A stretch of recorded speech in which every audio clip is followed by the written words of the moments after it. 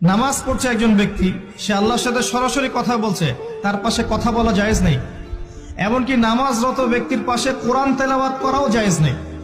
আমি কথা কি বুঝতে পারছেন? একজন ব্যক্তি নামাজে দাঁড়িয়েছে, আল্লাহর সাথে কথা বলছে, পাশে আপনি কোরআন তেলাওয়াত করতে পারবেন না জোরে জোরে। মনে মনে করতে হবে, করতে চাইলে মনে মনে করতে হবে।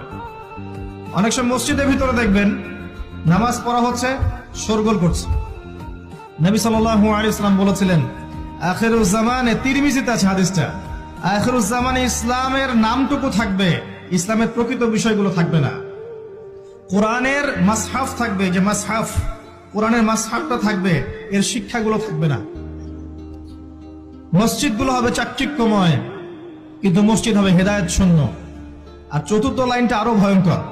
4 নম্বর লাইনে গিয়ে নবীজি বলেছেন সাল্লাল্লাহু আলাইহি ওয়াসাল্লাম, আসমানের নিচে জমিনের উপরে আল্লাহর সবচেয়ে নিকৃষ্ট সৃষ্টি হবেন এক শ্রেণীর আলেম, যাদের থেকে ফিতনা ছড়াবে এবং তাদের দিকেই ফিতনা ফিরে আসবে।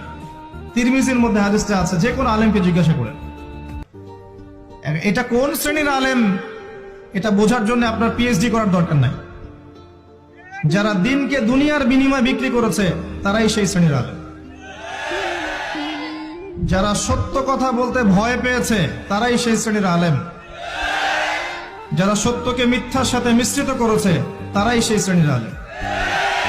এবং যারা ইসলামের নামে উম্মাকে শতদা বিভক্ত করে দিয়েছে এরাই সেই শ্রেণীর আলেম।